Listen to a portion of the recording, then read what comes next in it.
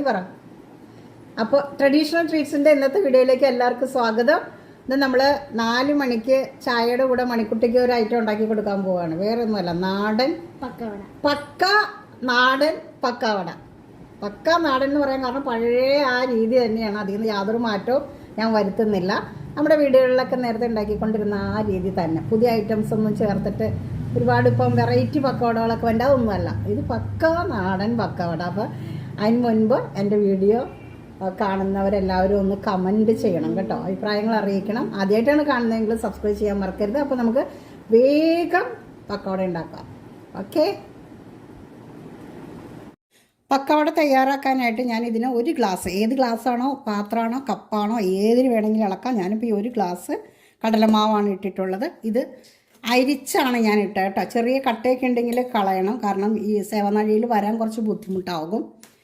അപ്പോൾ അത് കട്ടയൊക്കെ ഇല്ലാതെ തന്നെ നമുക്ക് അരിച്ചെടുക്കാം. അതുപോലെ തന്നെ ഏത് പാത്രമാണ് എടുക്കുന്നത് അതിൽ അരപ്പാത്രം നല്ല നൈസ് പൊടിയാണ്, അരിപ്പൊടി കേട്ടോ. അത് ഞാനൊന്ന് പതുക്കെ ഇതിനകത്തേക്ക് ഇടാം. ഇത് പല അളവിനും ചേർക്കുന്നുണ്ട്. ചിലർ 1:1 ചേർക്കും, ചിലർ 1:1/2 ചേർക്കും, ചിലർ ഒരു കടലമാവിന് 1/4 ചേർക്കും. അങ്ങനെ പല വിധത്തിലും ചേർക്കാം, കുഴപ്പമില്ല. ഇനി നമ്മൾ ആവശ്യത്തിന് ഉപ്പ് ചേർക്കാം. പിന്നെ ഞാനിവിടെ പഴയ പക്കവടയ്ക്ക് ചേർക്കുന്ന അയമോദകമാണ് കേട്ടോ ഈ ചേർക്കുന്നത്. കുറച്ച് അയമോദകം ചേർക്കാം, കുറച്ച് എള്ള്, ഇത്ര ഇട്ടിട്ട് ഒന്ന് മിക്സ് ചെയ്തിട്ട് മുളക് പൊടിയൊക്കെ ചേർക്കണം.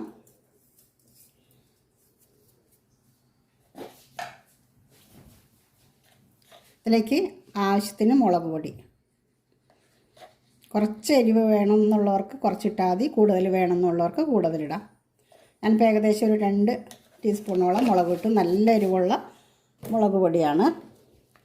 പിന്നെ അതിൻ്റെ കളറിന് വേണ്ടിയിട്ട് ഒരു ലേശം മഞ്ഞൾപ്പൊടി. പിന്നെ ഇതിൽ ചേർക്കേണ്ട മറ്റൊരു കാര്യമാണ് കേട്ടോ, കായം വേണം കേട്ടോ. കായം നല്ലോണം വേണം. കായപ്പൊടി ഉണ്ടെങ്കിൽ നിങ്ങളത് ഇട്ടോളുക. ഞാനിപ്പോൾ കായ ഉരുക്കിയെടുത്തതാണ്, കട്ടയായിരുന്നു എൻ്റെ കയ്യിൽ. ഇനി ഇതിലേക്ക് ചേർക്കേണ്ടത്, നമ്മളിപ്പോൾ ഇത് വറുക്കാനുള്ള എണ്ണ ഞാൻ വച്ചിട്ടുണ്ട്. അപ്പോൾ ആ ചൂടായ ഓയിലുണ്ടല്ലോ, അത് അതിനകത്തേക്ക് ഒഴിക്കുമ്പോൾ കണ്ട പൊരി പൊരാന്ന് തന്നെ ഉണ്ടാവും. അപ്പോൾ കുറച്ച് തകർച്ച കിട്ടാനും വേണ്ടിയിട്ടാണ്, പിന്നെ അധികം എണ്ണ കുടിക്കാതിരിക്കാനും വേണ്ടിയാണ് എണ്ണ ഒഴിക്കുന്നത്. എന്നിട്ട് നമ്മളിനി ഇത് കുഴച്ചെടുക്കണം, ലേശം വെള്ളം കൂടെ ചേർത്ത്. അപ്പോൾ ആ എണ്ണ ഒഴിച്ച ഭാഗം എല്ലായിടത്തേക്കും വരാനായിട്ട് നമ്മൾ തിരുമ്മി എടുക്കണം. അങ്ങനെ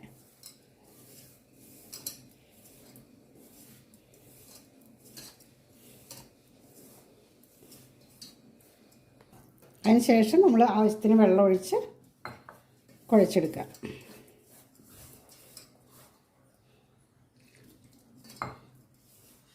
മുളക് പൊടി കാശ്മീരി ചില്ലി ആണെങ്കിൽ നല്ല കളറ് കിട്ടും. പണ്ട് സാധാരണ മുളക് പൊടി തന്നെ മുളക് അരക്കുകയാണ് ചെയ്യണേ. ഇപ്പോഴല്ലേ മുളക് പൊടികളൊക്കെ ഇറങ്ങിയതും. കാശ്മീരി ചില്ലി വേറെ, സാധാരണ ചില്ലി വേറെയൊക്കെ. അന്ന് സാധാരണ മുളക് പൊടിയിട്ട് തന്നെ ഉണ്ടാക്കുന്നേ.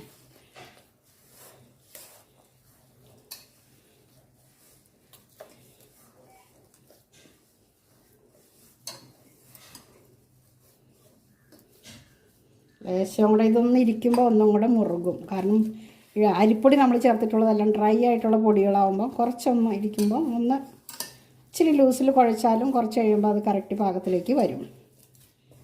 നന്നായിട്ട് കുഴച്ചെടുക്കണം. അവിടെ ഇവിടെയൊന്നും നനയാത്ത ഇതുണ്ടാവാൻ പാടില്ല. നല്ലോണം കുഴച്ചെടുക്കുക. ഉപ്പ് വേണമെന്ന് നോക്കുക കേട്ടോ. ഉപ്പ് ഇത്തിരി എപ്പോഴും പലഹാരങ്ങൾക്ക് ലേശം ഉപ്പുള്ള പലഹാരങ്ങൾക്ക് ലേശം ഉപ്പ് മുമ്പിൽ നിന്നാലാണ് സ്വാദ് കിട്ടുള്ളൂ. അപ്പോൾ ഇതാണ് എൻ്റെ സേവാനാഴി. ഇത് പഴയതാണ്, കണ്ടറിയാമല്ലോ, ഒത്തിരി പഴക്കമുള്ളതാണ്. കളറൊക്കെ ഉണ്ടാവും. ഇതിന് 2 ഹോളാണുള്ളത് കേട്ടോ. പക്കവടയുടെ 2 ഹോളാണ്. ഇതിനകത്ത് ഞാൻ ലേശം വെളിച്ചെണ്ണയൊക്കെ തൂത്തിട്ടുണ്ട്.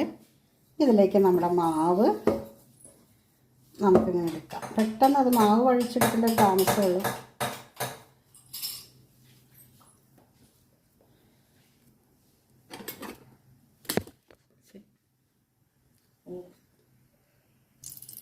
നമുക്കിനി ഇതിലേക്ക് പിഴിഞ്ഞെടുക്കാം. കുറച്ചായിട്ട് പിഴിഞ്ഞൊഴിക്കാനേ പറ്റുള്ളൂ. ചെറിയ ചട്ടിയാണ് ഞാൻ വെച്ചിട്ടുള്ളത്.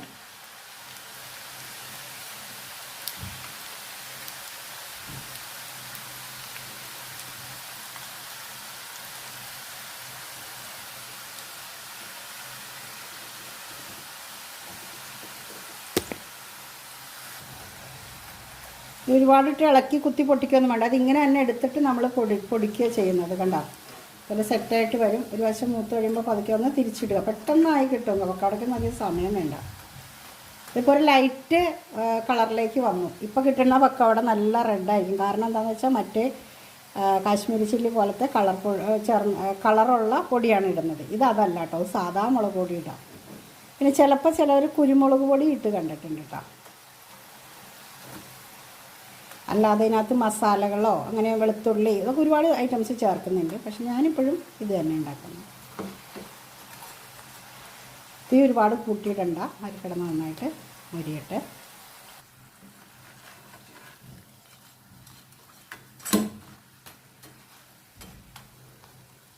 അല്ല, തിളയൊക്കെ നിന്ന് തുടങ്ങി. നിങ്ങളിത് വിചാരിക്കും, ഇതിങ്ങനെ എടുക്കുമ്പോൾ വിചാരിക്കും ഇത് കുറച്ച് മൊരിഞ്ഞിട്ടില്ല എന്ന് വിചാരിക്കും. പക്ഷെ നമ്മൾ എടുത്ത് വെച്ച് തണുത്ത് കഴിയുമ്പോൾ കറക്റ്റ് അതിലേക്ക് വരും. കണ്ടോ, ഇപ്പോൾ തന്നെ തിള നിന്നു. വെളിച്ചെണ്ണയുടെ തിള നിന്ന് കഴിഞ്ഞാൽ ഇതിനകത്തുള്ള ജലാംശം തീർന്നു എന്നർത്ഥം. ജലാംശം തീർന്നില്ലെങ്കിലാണല്ലോ അതിങ്ങനെ എന്താ പറയുക, തണുത്ത് പോലെ ഇരിക്കുന്നേ. ഇപ്പോൾ അത് തിളയൊക്കെ നിൽക്കാറായി. ആ കൂടി കിടക്കുന്നിടത്ത് മാത്രമേ തിളയ്ക്കുന്നുള്ളൂ. ഒന്നും കൂടെ നമുക്ക് വേണമെങ്കിൽ തിരിച്ചിട്ട് കൊടുക്കാം.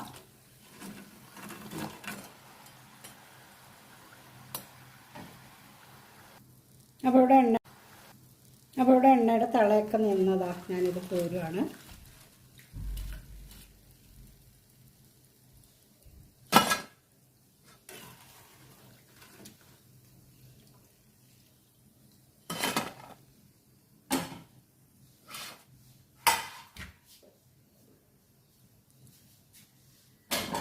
ഇതും കൂടെ കോരിക്കളഞ്ഞേക്കാം, അല്ലെങ്കിൽ അവിടെ ഇരുന്ന് കരിയും.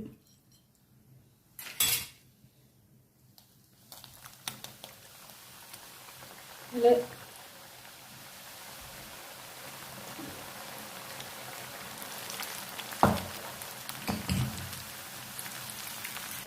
അപ്പം നമ്മുടെ നാടൻ പക്കവട റെഡി ആയിട്ടുണ്ട്. നോക്കി കഴിച്ചു നോക്കാം.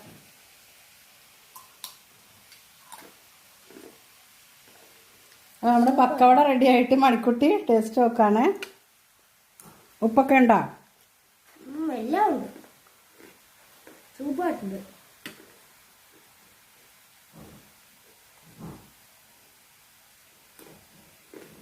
അപ്പോൾ ഈ വീഡിയോ ഇഷ്ടപ്പെട്ടാൽ ലൈക്ക് ചെയ്യണം, സബ്സ്ക്രൈബ് ചെയ്യണം.